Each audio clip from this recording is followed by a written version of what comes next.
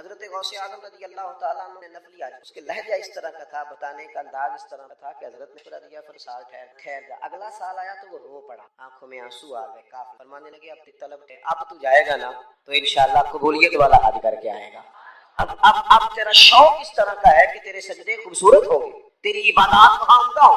جب شوق ہوتا ہے نا، حضرت شاہ بقیت کہتے ہیں کہ میں اچھے گھر سے تھا، استاد صاحب کے پاس شوق خاص طلباء ایسے ہونے والے، بعض سامعین سننے والے اس طرح کے ہوتے، وہ کہتے ہیں جناب آپ نے دفعہ میں ساری سنا سکتا۔ شوق ہوتا ہے، ذوق ہوتا ہے، طلب ہوتی ہے، کشکول سیدھے ہوتے ہیں، اس میں خیرات جلدی جاتی ہے۔ کہتے ہیں میں بڑے شوق سے پڑھتا تھا تو استاد صاحب مجھے کہنے ضرور میرے پاس تو نے پڑھ لیا ہے، اب تو نا بغداد چلا جا۔ کہتے ہیں میں کشتی پہ سوار ہوا جا رہا تھا، تختہ میں ہاتھ ہی نہ میرا سب نہ لب دے آپ سانو اپنی خبر نہ کوئی، ساتھ پارے ککھ گلی سانو تے آنکھ خدائی اسا ننگ دا ساڑ کے چولا تے گل پہنے تاج گدائی، سجنا اپنا آپ گوایا ہے تاں یار نے چاہتی۔ فرماتے میں طلب نہیں ختم ہوئی، اللہ نے موقع دیا، کشتی میں کسی نے دعوت دی، جہاز جا رہا تھا اس پہ بیٹھا، بغداد پہنچا۔ جب میں بغداد پہنچا تو حالات بدل چکے، امام صاحب کا ادارہ تو بادشاہ مخالف سیدنا عبداللہ ابن عمر سے چل رہی بات کہ وقت کے حکمران سے اس لیے شہید کرا دیتے کہ حکمران میں ہوں اور قوم ساری اس کے پیچھے جا رہی۔ وہاں سے بات فرماتے ہیں ادارہ بند ہے، امام صاحب سب دل بنا دی۔ میرا شوق بھی کم نہیں، کرفیو نافذ ہے۔ میں نے لوگوں سے کہا امام صاحب تک کیسے پہنچا جا سکتا ہے، کوئی بندہ ایڈریس بتانے کو تیار نہیں۔ ایک شخص لوٹ گلی ہاتھ یہاں سنگ ملامت چبھل، کون پہنچا ہے میرے درد کی گہرائی تک، دور شہرت نے تو یاروں نے کیا یاد بہت، پر ساتھ آیا نہ کوئی کچھ رسوائی تک۔ اور میاں صاحب کہنے لگے ساری عمر ہی آٹا گدھا ہے، لکھاں کیتے نہیں پیڑے، پر وقت آیا ہی تے محمد بخشا کوئی نہیں ہو بیٹھا نیڑے۔ حالات سخت ہے، کہنے لگا انگلی کا اشارہ نہیں کروں گا، آنکھ کا کروں گا، فرمایا قبول ہے۔ گلی میں لے اشارہ کرچا کہ پھل بیچنے والا نا یہ حادثات فرماتے ہیں میں نے نا کس اور ان کی گلی کونے سے مانگنا۔ ایک دن امام دروازہ آیا، صدا لگائی، امام صاحب نورانی چہرے خوبصورت لہجوں کے ساتھ دکھی ہوئے ساتھ دروازے پہ آئے، اور جیسے ہی امام صاحب نے السلام علیکم کہا میں نے بڑھ کے ہاتھ دیا۔ امام صاحب دینار دینے یہ والی دولت لینے نہیں آیا، اگر میں روز فقیر بن کے آ جاؤں تو مجھے حضور کی حدیث پڑھا دیا کرے۔ فرماتے ہیں میں نے مہینوں اس طرح امام صاحب سے تعلیم حاصل کی، مہینوں حالات بدل گئے، بادشاہ چلا گیا، نیا حکمران آیا تو مدرسہ کھل گیا۔ فرماتے ہیں جب میں پہلے دن داخل ہوا تو امام صاحب اٹھ کے کھڑے ہو گئے، کہنے لگے پڑھایا میں نے بھی ساری زندگی ہے، پر جو تجھے پڑھانے کا مزہ آیا نا، جو سرور اپنے اندر وہ شوق تو پیدا کرے، وہ مزاج تو لائے، طبیعت ہی نہیں ہے۔ ہم دیکھتے ہیں ڈگریاں لینے کا شوق، اسناد جمع کرنے کا شوق، کوئی نہ کوئی نیا سے نیا سابقہ اور لاحقہ لوگ تلاش کرنے کو گھومتے ہیں۔ وہ رسوخ جس پر لوگ سفر کرتے تھے، کوئی ایک عنوان چنتے تھے پھر اس پر وہ زندگی لگا دیتے تھے، وہ شوق نہیں۔ ہمیں شوق پیدا کرنا، ہمیں جمعے والے دن وقت پر جانا چاہیے، ہمیں محافل میں جو ملتا ہے واپس آ کر ہمیں نوٹ کرنا چاہیے، ہمارے پاس اتنا ذخیرہ جمع ہو جائے کہ وہ ہمارے لیے اور ہمیں اپنے بچوں کی تربیت کرنے کے لیے کافی ہوگا۔ اور دوسری بات، علم ہمیشہ عمل کے لیے۔ صحیح مسلم میں حدیث، اللہ کے محبوب سلام نے کہا اے اللہ میں اس علم سے تیری پناہ مانگتا ہوں جو علم تو ہو پر نفع والا نہ ہو، ایسا علم جو نفع نہ دے، اس پر بندہ عمل ہی نہ کر سکے۔ لیکن نا باتیں تو طوطے کو بھی رٹائی جا سکتی، علم اس لیے حاصل کرے۔ اللہ کے حبیب علیہ السلام نے فرمایا جس نے دین کا علم یہ پڑھا کہ وہ علماء سے بحث کرے گا یا جاہلوں پہ روب جمائے گا یا اس سے دنیا داری جمع کرے گا، فرمایا ایسے بندے کو تو اللہ جنت کی خوشبو بھی عطا نہیں۔ علم سیکھیں پھر اس پر عمل کریں، مزاج وہ عمل کریں، طبیعت یعنی جو سیکھیں اسے عملی زندگی میں نافذ کرنے کی کوشش کریں۔ انسان جتنی مرضی بھی ملمہ سازی کر کے اپنے آپ کو بڑا کرنے کی خود کوشش کرتا ہے نا، وہ اتنا پیچھے ہٹتا جاتا ہے۔ عزت وقار یہ ہے ہی اللہ کی، اور اللہ جس کو چاہتا ہے عطا فرماتا ہے۔ ساری دنیا مل کے کسی شخص کو باعزت کرنا چاہے تو کر نہیں سکتے، اور سارے لوگ مل کے کسی کو رسوا کرنا چاہے تو کر نہیں۔ ہمارے گھر میں بہت زیادہ جھوٹ آ گیا، بہت زیادہ۔ نفس نے جب تک غلبہ کیا نا لوگوں پہ تو عجیب و غریب سی کشمکش ہے، نہیں سمجھ نہیں آتی۔ پہلے یہ حال ہوتا تھا کہ لوگ سچائی میں اپنا حسن سمجھتے تھے، اب ہم جب بچی کا رشتہ دکھاتے ہیں تو کرائے کے مکان میں چلے جاتے ہیں، جھوٹ بولتے ہیں کہ یہ بھی ہے وہ بھی ہے۔ تو جب آپ رشتے کی بنیاد جھوٹ پہ رکھیں گے تو اس میں پھر محبت کیسے پیدا ہو؟ صرف مسئلہ یہ نہیں ہے کہ لڑکے والے لالچی ہیں، مسئلہ یہ ہے کہ لڑکی والے لالچ دے رہے ہیں، تو جھوٹ کے سارے لوگ عزت حاصل کرنے کی کوشش کرتے ہیں۔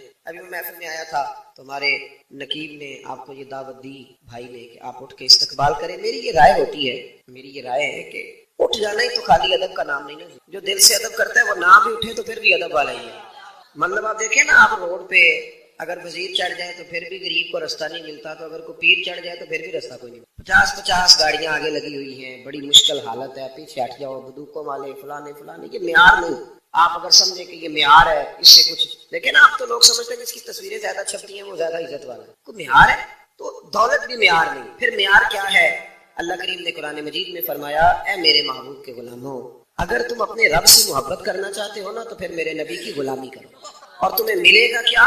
قل ان اللہ، محبوب ان سے فرما دیجیے اگر یہ اللہ سے محبت کرنا چاہتے ہیں تو فتبعونی، ان سے کہیے آپ کی غلامی کریں. عزت کتنی ملے گی؟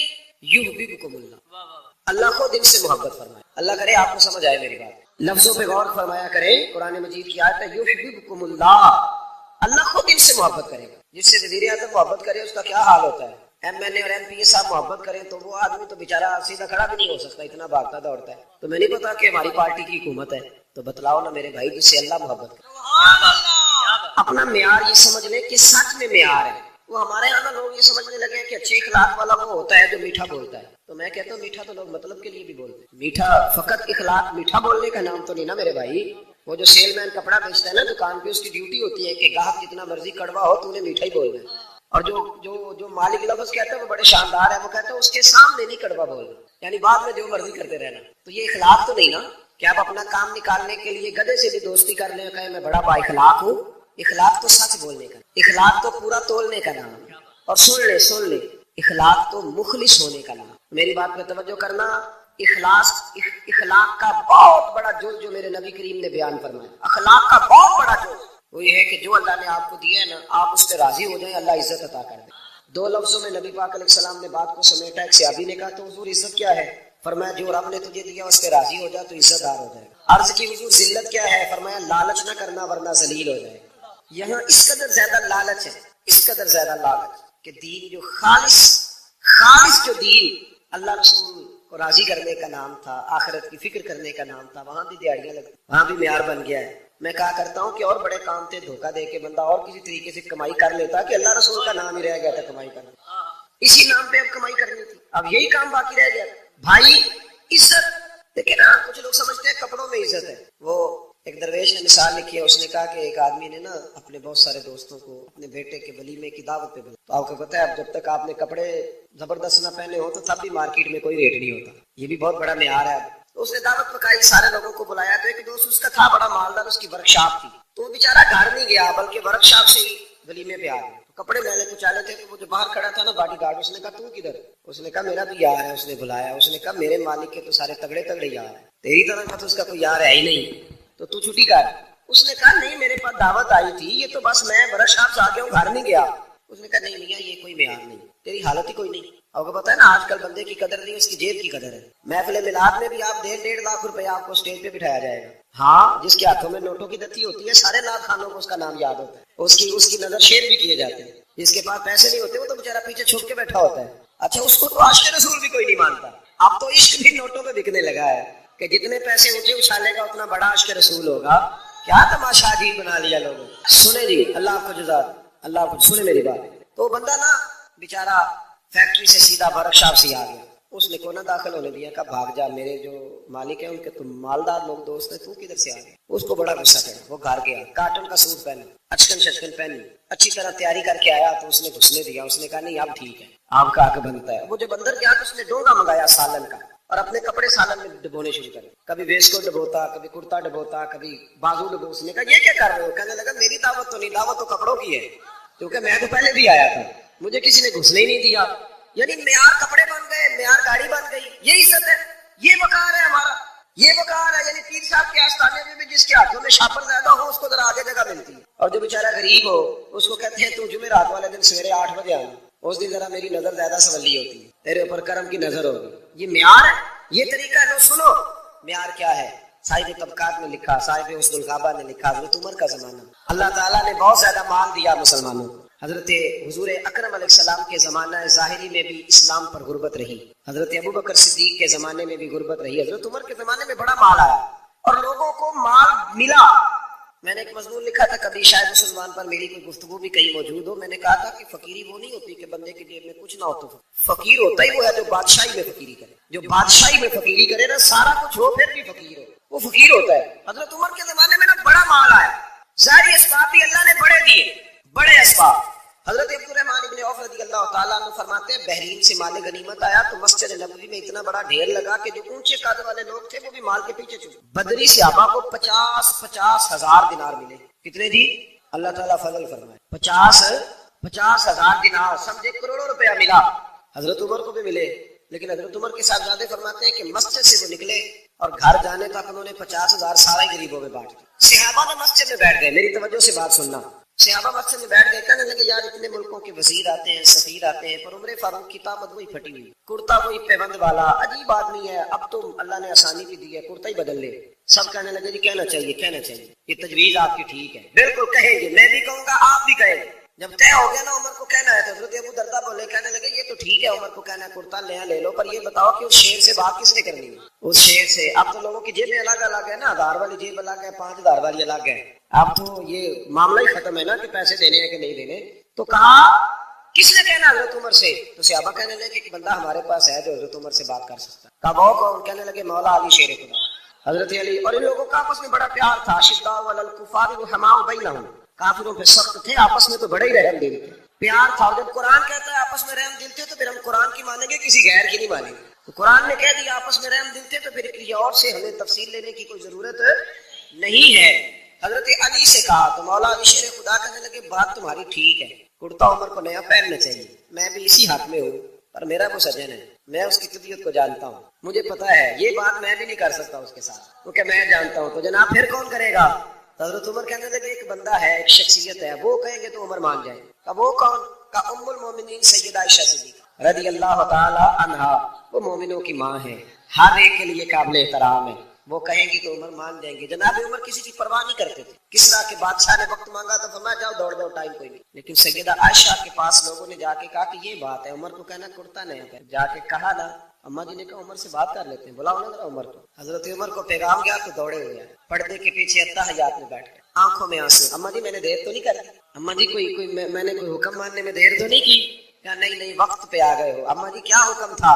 جناب فاروق اعظم رضی اللہ تعالیٰ عنہ کے پوچھنے پر سیدہ فرمانے لگی اب تو کئی ملکوں کے وزیر سفیر آتے اور اللہ نے آسانی بھی دے دی ہے، تو عمر کرتا بدل ہی لے، سب لوگوں کی خواہش ہے.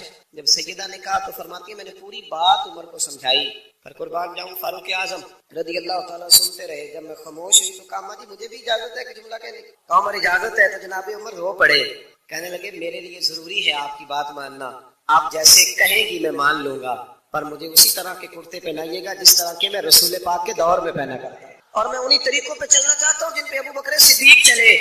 اما جی میں سمجھتا ہوں کہ میری عزت کرتے میں نہیں، میری عزت تو محمد عربی کی غلامی میں. آپ مہربانی فرمائیں. کہتی ہیں وہ جناب عمر کی بات میرا کلیجہ چیر گئی اور میں نے رونا شروع کر دیا. میں رونے لگی اور میں نے کہا عمر آپ جائیے، بات صحابہ کی بھی ٹھیک تھی، پر جہاں آپ کھڑے ہیں نا سب سے بہترین کھڑے، آپ جائیے. میرے بھائی کپڑوں میں عزت رہ گئی، گاڑیوں میں عزت رہ گئی، دولتوں میں عزت رہ گئی. اور میرے بھائی دولت میں بڑی عزت ہوتی تو سب سے زیادہ دولت سیدہ فاطمہ الزہرا کے گھر میں پڑی ہوتی. اگر مال بڑا شاندار ہوتا نا، بڑا ضروری ہوتا، تو سب سے زیادہ امام حسن اور حسین کی تجوریوں میں ہوتا. لیکن میرے نبی نے تو ہاتھ اٹھا کے دعا مانگی کہ اللہ میرے اہل بیت کو ضرورت کے مطابق روزی دینا. حضور نے آپ کہیں ثابت کرے کہ نبی کریم نے کہا یا اللہ میرے بچوں کو زیادہ مال دے؟ حضور نے تو کہا اللہ ضرورت کے مطابق دے، ضرورت کے مطابق. کتنے لوگ بیٹھے ہیں مجمع میں اور سب کا دعویٰ ہے کہ ہم بڑے غریب ہیں، بڑے مجبور ہیں، لیکن کسی کی بیٹی بھی اتنا کام نہیں کرتی کہ ہاتھوں پہ چھالے پڑ جائے، پر میرے مصطفیٰ کی بیٹی نے اتنا کام کیا. سیدہ فاطمہ کے بارے میں صحیح بخاری میں کہ حاضر ہو کے چھالے دکھائے، یا رسول اللہ کام کر کر کے چھالے پڑ گئے، اگر ایک غلام مل جائے تو کام کاج میں ہاتھ. یہ بھی حضور کا میلاد ہے، اسے بھی ذرا سمجھو. ہم نے تو اپنے بچوں کو شہزادے بنا دیا ہے، وہ تو کوئی تنکا بھی اٹھانے کو تیار نہیں، لیکن محبوب کی وہ شہزادی جو شہزادی کونین ہے اور جنت کی عورتوں کی سردار ہے، میرے رسول پاک کی صاحبزادی نے آ کے کہا حضور چھالے پڑ گئے. کوئی غلام مل جاتا تو کام کاج میں ہاتھ بٹاتا. تو مصطفیٰ کریم نے جب چھالے دیکھ کے بیٹی کے تو آنکھوں میں آنسو آئے اور آنسو پوچھ کے فرمایا فاطمہ تجھے ایک نسخہ نہ دوں؟ حضور حکم کریں. فرمایا 33 بار سبحان اللہ پڑھا کر، 33 بار الحمدللہ پڑھا کر، 34 بار اللہ اکبر پڑھا کر، تجھے غلام آزاد کرنے کا ثواب ملے گا. پر بیٹے چکی تو نے خود ہی پیسنی ہے، آٹا تو نے خود ہی گوندنا ہے.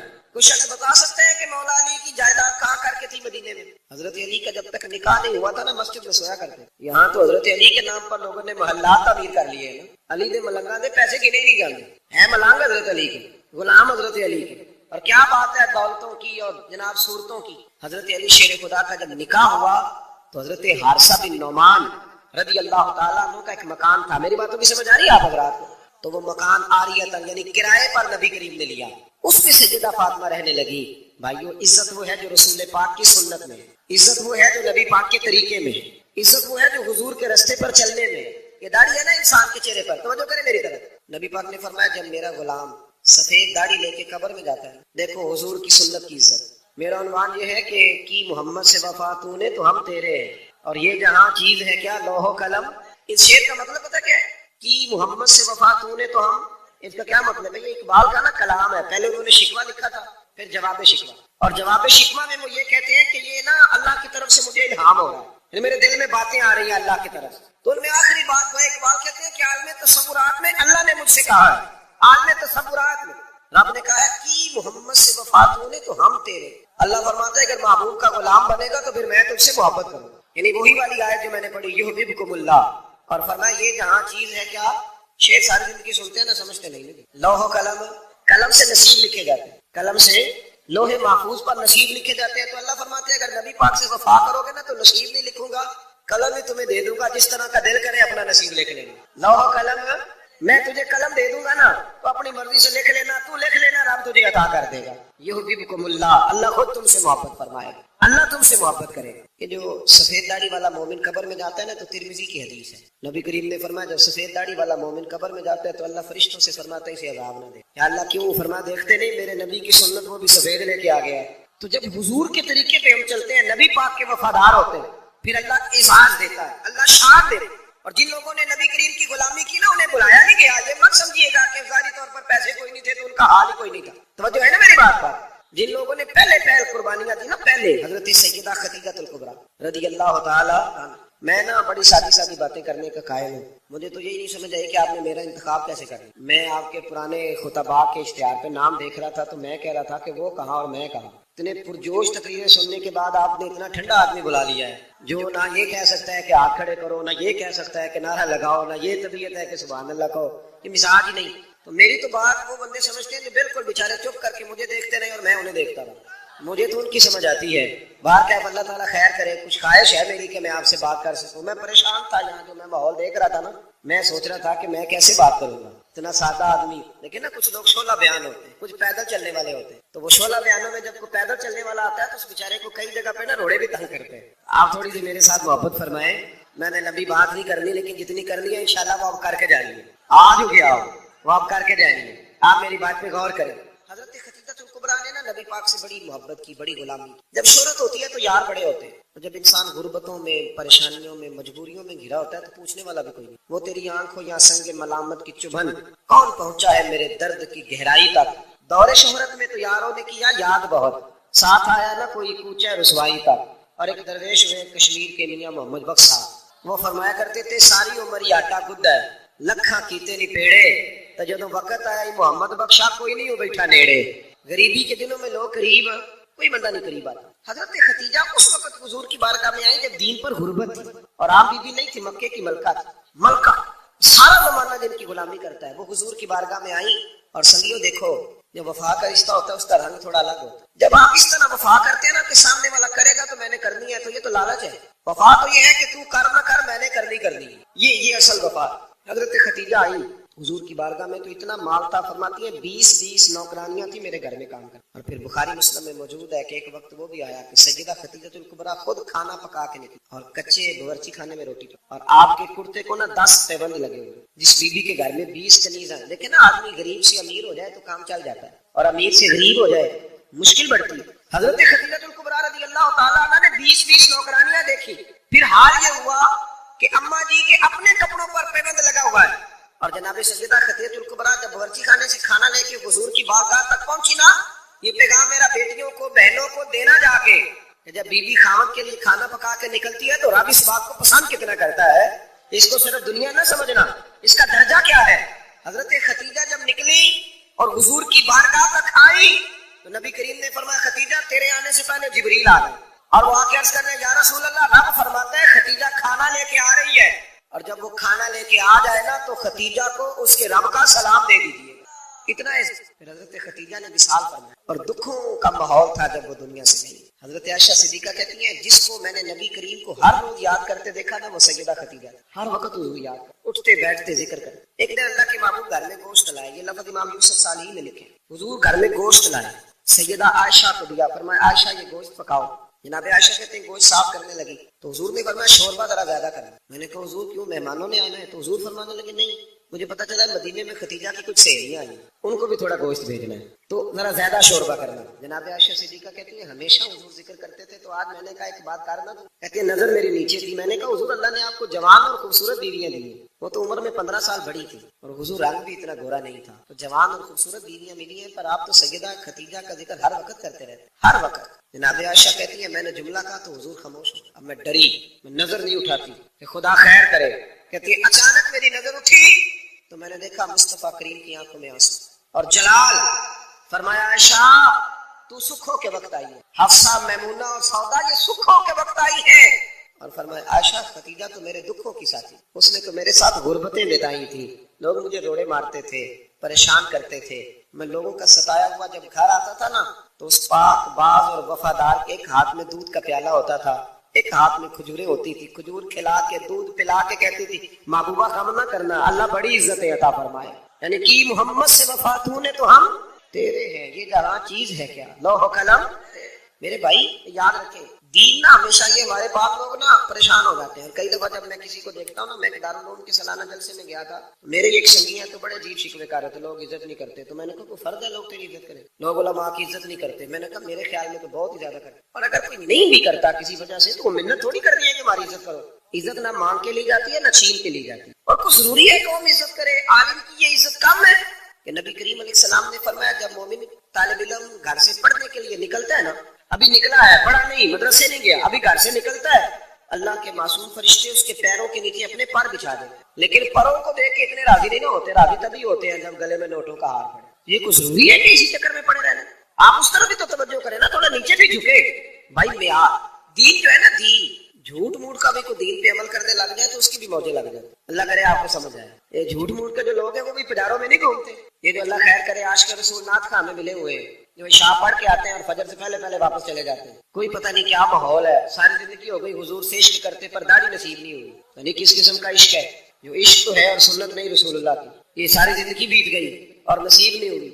अब तो खैर पीर भी बहुत सारे मार्केट में आ गए, मौलवी साहब की थोड़ी सी छोटी हो तो उनके पीछे नमाज नहीं होती, तो पीर की छोटी हो तो बैत हो जाती, लेकिन हमारा मेयार है ना जी, मौलवी साहब की मस्जिद से छुट्टी हो जाती है, पीर साहब को कौन निकाल सकता है गद्दी नशीनी? जरूरत है किसी की? अब तो पीरों के बच्चों को लोग शहजादे कहने लगे, तो मैंने कहा इसके अब्बे को बादशाह कहा करे थे, क्योंकि शहजादे तो बादशाहों के होते। अजीब मेयार बन गया ना, उसको बदले। फकीरी और चीज का नाम, फकीरी तो रसूलुल्लाह की गुलामी का नाम। औरंगजेब आलमगीर के बारे में आला हज़रत फाज़िल बरेलवी रहमतुल्लाह लिखा है कि औरंगजेब आलमगीर एक दिन बैठे थे तो एक बहरूपी आ गया, आगे कहने लगा बादशाह मैं रूप बदल के दिखाऊंगा, अगर आप मुझे ना पहचान सके तो मैं आपसे इनाम लूं। औरंगजेब कहने लगे कि मैं कोई ऐसे वैसे ही हुक्मरान हूँ, हमारे पाकिस्तान के हुक्मरान तो कहते हैं मुझे तो सवेरे पता चला है कि मुल्क में क्या हो रहा है, सवेरे आँख खुली है तो पता चला है ना, इधर उधर की तू बात कर, ये बता कि काफिला क्यों लुटा, मुझे राहजनों से गरज नहीं तेरी राहबरी का सवाल है। कहता है मुझे सवेरे पता चला है, तू तो इतना नाबीना था तो तुझे आने की क्या जरूरत, होश करना भाई, अब तू हुक्मरान है, तू ख्याल कर, मैं आपको समझ। औरंगजेब से बहरूपिया कहने लगा रूप बदल के दिखाऊंगा, अगर आप ना पहचान सके तो इनाम लूंगा। तो बादशाह कहने लगा तू जोर लगा ले कितना है, ऐसा कोई बहरूपिया है ही नहीं जो मुझे धोखा दे सके। मुल्ला जीवन के शागिर्द थे ना औरंगजेब आलमगीर, साहिब तफसीरात अहमदिया, तो बादशाह ने ना एक दिन कोई टीचर भर्ती करने थे तो वो भी आ गया बड़ी सारी टोपी पहन के, जिस तरह जिना कैद नहीं होती आजकल, तो बड़ी सारी टोपी पहन के ना तो वो भी पहुंच गया, हाथ में छड़ी पकड़ी है और वेस्ट को टच कर बड़ा अच्छा तैयार होके आया। बादशाह सब टीचरों के इंटरव्यू कर रहे थे, जब इसकी बारी आई ना तो बादशाह ने 10 रुपए दिए, कहने लगा ये तेरा आने जाने का किराया है, मैंने तुझे पहचान लिया है, चल दौड़ जा।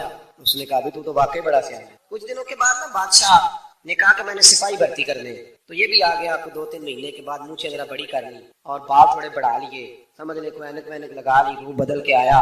बादशाह के सामने बहुत सारे लोग खड़े हुए, जब इसकी बारी आई तो बादशाह ने 10 रुपए दिए, कहा मियां जहाँ कोई और चक्कर चला के। बादशाह जब सफर पे जाया करते तो फकीर आया करते थे मांगने वाले। 2-4 महीने के बाद बादशाह निकला सैर के लिए जाना था तो फकीर आ गए, इसने भी ना मुंह पे स्याही मारी, कपड़े फाड़ लिए, हाथों में कासा ले लिया। बादशाह ने बाकियों को 5-5 दिए, इसकी बारी आई तो 10 दिए, कहा मियां ये तेरा किराया आने जाने, मैंने तुझे पहचान। आला हज़रत रहमतुल्लाह लिखा है 2 साल बीत गए बहरूपिये को रूप बदल, लेकिन जब भी वो रूप बदल के आता बादशाह पहचान लेता। एक दिन बादशाह जिहाद के लिए जा रहा था हिंदुओं के साथ, रियासत से टकराना, हजारों का लश्कर उसके साथ फौज का, गर्मी बड़ी सख्त थी। बादशाह एक गली से गुजर रहा था, एक रोड से गुजर रहा था, उसने देखा कि एक बहुत पहाड़ी है, ऊपर लोग चढ़ भी रहे हैं उतर भी रहे।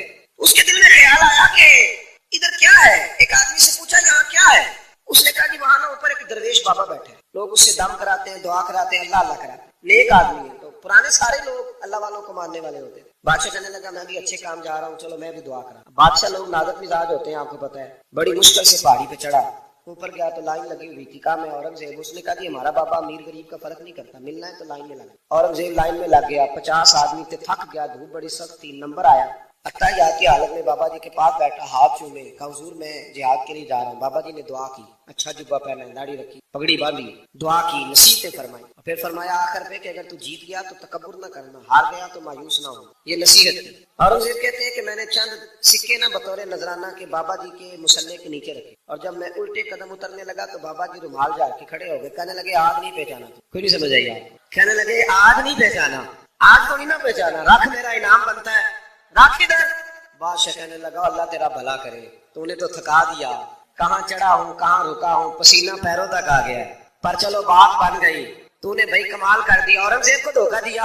بہرحال بتا کیا چاہیے؟ بادشاہ نا سب سے قیمتی ہیرے اپنے تاج میں لگایا کرتے، سب سے قیمتی ہیرے۔ کہنے لگا وہ جو تیرے سر پہ تاج ہے نا، اس کے جو ہیرے وہ چاہیے، 2 سال ہو گئے محنت کر، قیمتی۔ بادشاہ نے اسی وقت تاج اتارا، اس کے پیروں میں رکھا، تو کہنے لگا یہ تو نے مانگا ہے نا منہ سے، میں ہاتھ سے واپس آتا ہوں تو آنا میں اپنی مرضی سے بھی دوں گا۔ یہ جملے کہہ کے بادشاہ جب غار سے اترنے لگا تو بیروپیے نے آواز دی، کہنے لگا بادشاہ ذرا سننا۔ بادشاہ نے پلٹ کے دیکھا، کیا ہوا؟ کہنے لگا اپنا تاج لے جا، مجھے ضرورت نہیں رہی۔ اس نے کہا بڑا پاگل ہے تو، 2 سال سے جدوجہد کر رہا ہے، اب تک ضرورت نہیں۔ اس نے کہا لے جا، نہیں ضرورت۔ کہا کیا ہوا؟ تھا بیروپیہ پر کھول کے رویا، اتنا رویا کہ چیخے مارنے لگا۔ کہنے لگا بادشاہ مجھے تو سمجھ ہی آ جائی ہے، مجھے تو پتہ ہی آج چلا ہے، آپ کیا ہوا؟